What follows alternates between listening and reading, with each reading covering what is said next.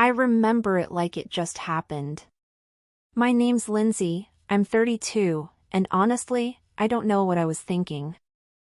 I was sitting in the kitchen, casually chatting with my sister Danny about something I probably shouldn't have said out loud. You know when you vent too much, and later realize you should have kept quiet? Yeah, that's me. I didn't mean for him to overhear it, but maybe deep down, I didn't care enough to keep my voice down either. I told Danny that, if I had to do it all over again, I wouldn't date Derek, my husband. I said it so casually, like it was no big deal, as if I was talking about a bad haircut rather than the man I promised to spend my life with. I don't even know why I said it. Maybe I was bored, or maybe I just wanted her sympathy. Derek wasn't even doing anything wrong at the time. He was in the other room, probably scrolling through his phone like he always does after work. But I said it, and then there was silence. It wasn't the usual silence from Danny, she's used to my outbursts. This silence was heavy, like the air suddenly shifted. I turned just enough to see him standing in the doorway. He didn't say anything. No yelling, no questions, not even anger on his face. He just looked at me for a second, blank-faced, and then walked out. The sound of the front door closing made me feel sick. I didn't expect that. Honestly, I thought he'd argue or at least be mad, but leave? That wasn't his style. Derek's always been the calm one, the patient one, the one who balances out my, let's say, energy. I didn't think he'd actually leave. It wasn't like I said I hated him or that I was leaving him. It was just venting, right? Isn't that what you do with your sister? You say things you don't mean because they get it, they're supposed to. Danny didn't even know what to say. She just looked at me with wide eyes, like she couldn't believe I'd said it either. But instead of owning up to it, I laughed it off and said, "He'll be fine. He's just being dramatic." I don't know why I said that. Maybe because if I admitted I was wrong, I'd have to face the guilt, and I didn't want to deal with it. Hours passed, and he still didn't come back. I called him once, then texted him, "You okay?" Nothing. Fine. If he wanted to pout, that was on him. I wasn't about to beg him over something that wasn't even a big deal. But as the night went on, I started feeling a strange mix of anger and panic. How dare he leave me hanging like this? But also, where was he? Was he trying to teach me a lesson? I stayed up until midnight, scrolling through TikTok, pretending I wasn't waiting for him to come back. He didn't. By the time I went to bed, I was just more annoyed than anything else. I told myself he'd come back when he was ready, and I wouldn't lose sleep over it. Spoiler alert, I totally did. The next morning, his side of the bed was still empty. His toothbrush was still in the bathroom, his shoes by the door, so it wasn't like he packed up and left for good. But I couldn't shake this uneasy feeling. I texted him again, "Where are you? Can we talk?" Still no response. By now, I was starting to worry. Not because I felt guilty, but because I hated being ignored. I'm not the type of person who deals with the silent treatment well. If there's a problem, I need to talk about it, figure it out, and move on. But Derek, he's the kind of guy who lets things simmer, and that drives me crazy.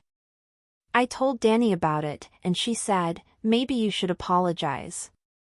Apologize for what? For being honest?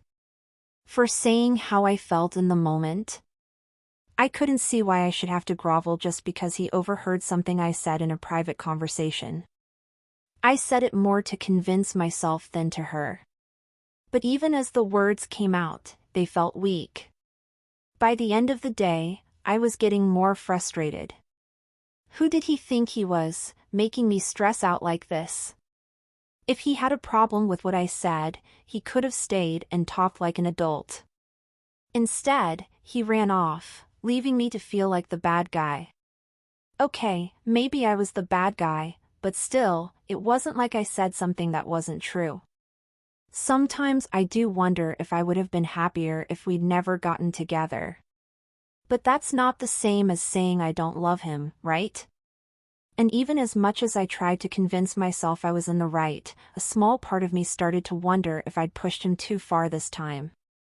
Derek's always been the kind of guy who lets me take the lead, who goes along with whatever I want, even when I know he doesn't always agree. I guess I'd taken that for granted. I always assumed he'd be there no matter what, but now, for the first time, I wasn't so sure. The hours kept ticking by, and still no word from him. I tried calling his mom, but she hadn't heard from him either. That's when the anxiety really kicked in. What if he wasn't just mad? What if something had happened to him? But Derek's not the kind of guy who does reckless stuff. If anything, he's the most predictable person I know.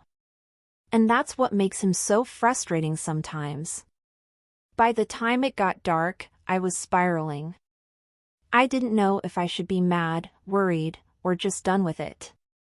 I wanted to text him again, but I didn't want to seem desperate. So instead, I just sat there, staring at my phone, hoping it would light up with a message. Nothing. The next day came and went, and still nothing. I kept telling myself to stay calm, but every time a car drove by, my heart would race. I kept checking my phone, refreshing my texts, like I'd missed his reply.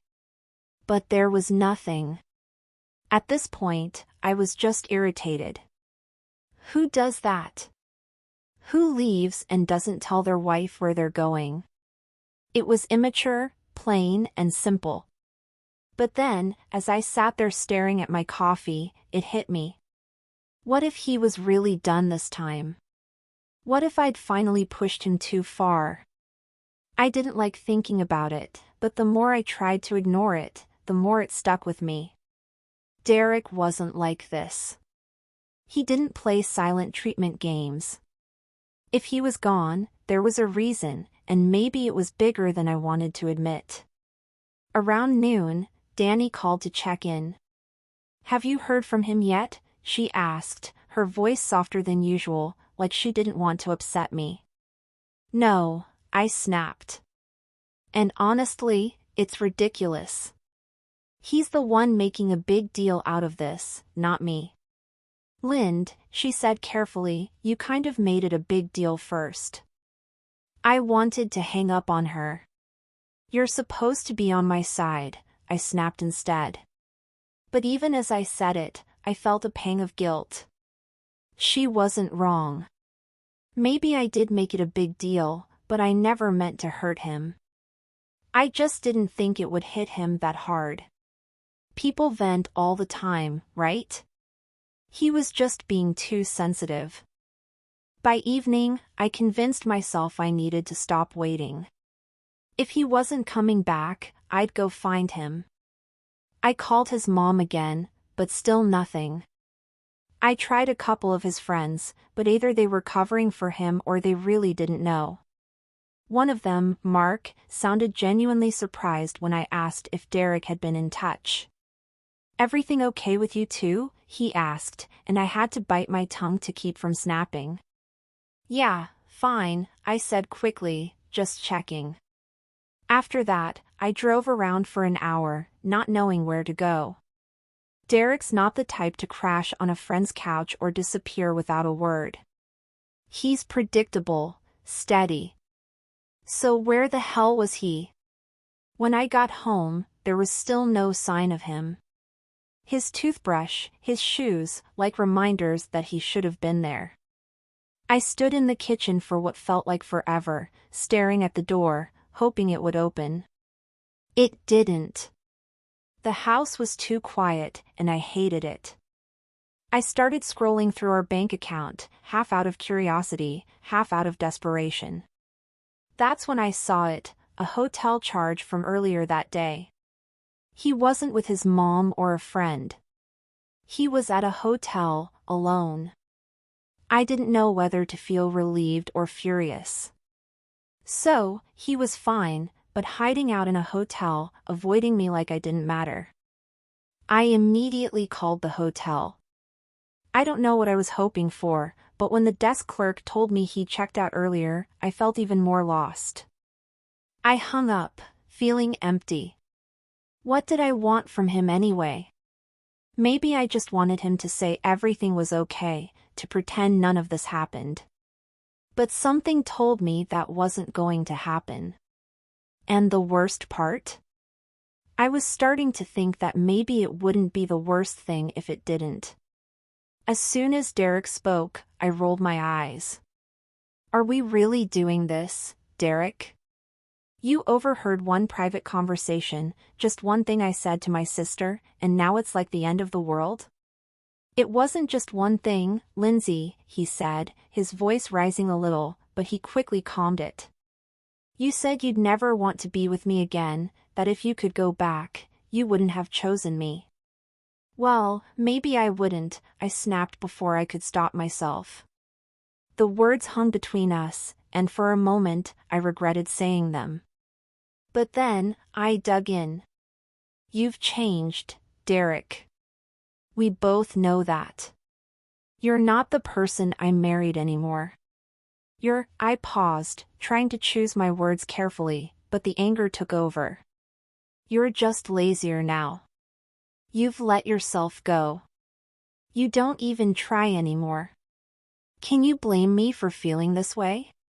He stared at me, and for the first time, I saw real hurt in his eyes. But instead of getting defensive, he nodded slowly, almost like he'd been expecting it. So that's it, he said quietly. You think I'm fat and unattractive, and that's why you don't want to be with me? I rolled my eyes again, trying to brush off the weight of what I had just said. Don't twist my words. I didn't say I don't want to be with you. I said that if I could go back, I might have made a different choice. That's not the same thing.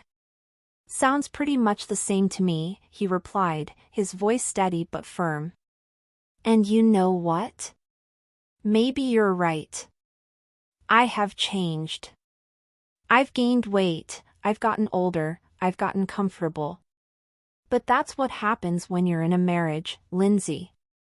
You settle into life together. You build a life. Or at least, I thought that's what we were doing. I felt my face flush, a mix of embarrassment and anger rising up. Don't make this about me, I shot back. You think I don't notice how distant you've been? How you barely talk to me unless it's about bills, work, or dinner. You're not exactly making me feel excited about this marriage, Derek. So now it's all my fault? He asked, his tone still calm but with a touch of disbelief. I'm the reason you're unhappy? I'm the reason you couldn't keep your conversation with your sister to yourself? I threw my hands up in frustration. You're twisting everything. I'm just saying, if you put in more effort, if you worked out, if you cared about me like you used to, I wouldn't feel like this. He stared at me for a long time and then, in a move I didn't expect, he stood up slowly and looked me right in the eye. You know what, Lindsay? I think this says more about you than it does about me. What does that even mean? I asked, panic rising in my chest. He wasn't shouting, he wasn't fighting the way I expected. He was calm, and somehow that made me feel smaller. It means, he said, his voice quiet but firm, that you don't appreciate what you have. You've got someone who's stood by you through all your impulsive decisions, your spending habits, your ups and downs. Someone who's never judged you for any of it. But instead of appreciating that, you're looking for reasons to tear me down. I opened my mouth to speak, but he wasn't finished. I'm not perfect. I know I've changed. But so have you, Lindsay, and not in a way that makes this marriage easier. You've turned into someone who doesn't take responsibility, who lashes out instead of having a real conversation, and who would rather blame me than look at yourself in the mirror." His words felt like a slap, but instead of admitting that he might be right, I lashed out again. "Oh, so now you're perfect? The saint who's been holding our marriage together while I'm the problem?" He shook his head, picking up his bag again. "No, I'm not perfect, but at least I'm trying to be better. I'm done standing here while you make me feel like I'm not enough. If you can't see my value anymore, maybe it's time we take a step back." My stomach dropped. "What are you saying?" "I'm saying I need more than this," he said, gesturing between us. "And if you're not willing to work on it, maybe I shouldn't be here anymore." He didn't yell. He didn't slam the door on his way out. He just left, walking out the door, leaving me frozen in place, completely stunned and confused. The weeks that followed were a wake-up call. Derek didn't come back, not even to collect his mail. Every time I walked into our house, the emptiness felt heavier. It wasn't just his absence, it was the silence, the lack of his presence that cut the deepest. I tried reaching out, hoping for a connection. His responses were polite but cold. "Hope you're doing okay. I'll pick up my stuff this weekend." That was it. No warmth, no invitation to talk. He wasn't cruel, but it was clear, he was done being vulnerable with me. The weekend arrived, and I dreaded seeing him. When he walked through the door, he looked different. His shoulders were broader, his posture straighter. His beard was trimmed and neat, and I had to admit, he looked good. Better than he had in years. "Hey," I said awkwardly, standing by the kitchen counter. "Hey," he replied with a small nod but nothing more. He didn't ask how I was, didn't make any small talk. Instead, he went straight to the bedroom and started packing his things into boxes.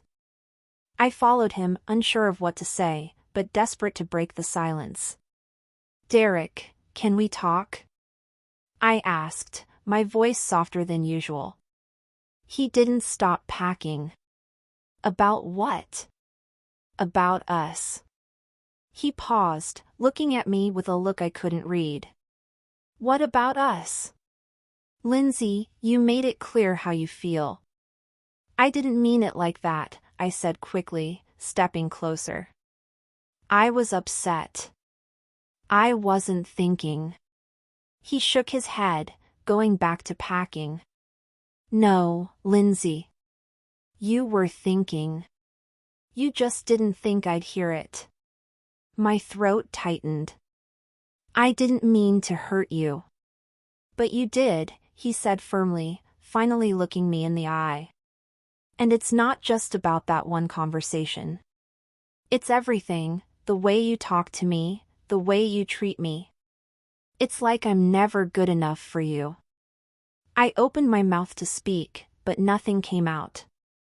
"So that's it? You're giving up on us?" My voice cracked, and I hated how desperate I sounded. "I'm not giving up," he said, his voice calm. "I'm choosing myself for once. I'm done trying to prove my worth to someone who doesn't see it." I stood there, my mind racing.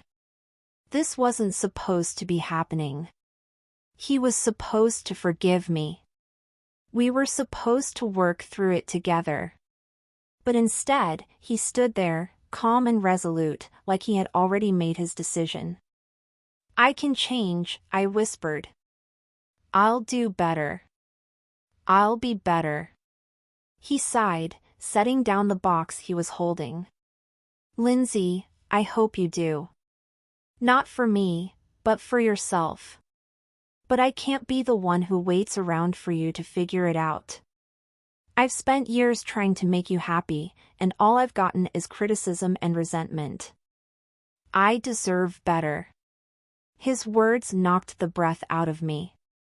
For the first time in ages, I let the tears fall, and I didn't try to hide them. I don't want to lose you, I said, my voice breaking. Please, Derek, we can fix this. He looked at me for a long moment, and for a second, I thought I saw pity, maybe regret in his eyes. But then he shook his head. I've already lost too much of myself trying to fix this, he said quietly. I can't do it anymore.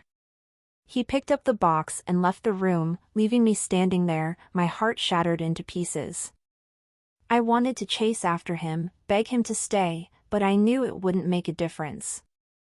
He was done. And for the first time, I realized I might really lose him forever. In the days that followed, I tried to distract myself. I buried myself in work, went out with friends, anything to avoid being alone in the house. But nothing helped. Derek wasn't just physically gone, he'd taken a part of me with him.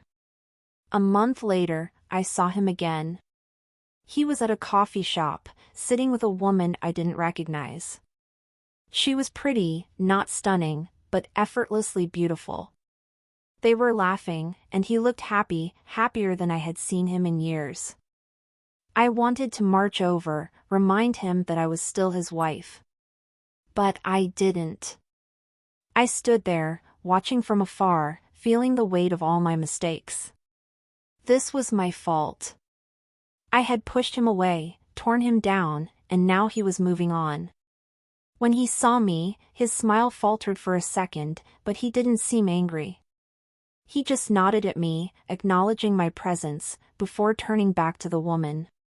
It felt like I was already a distant memory to him, something he had moved past. As I left the coffee shop, the weight of my choices crushed me. I had spent so long blaming him, picking apart his flaws, that I never saw what he was giving me. Now, it was too late. For the first time in my life, I truly understood what it felt like to be alone. And I finally realized it wasn't Derek who had failed me. It was me.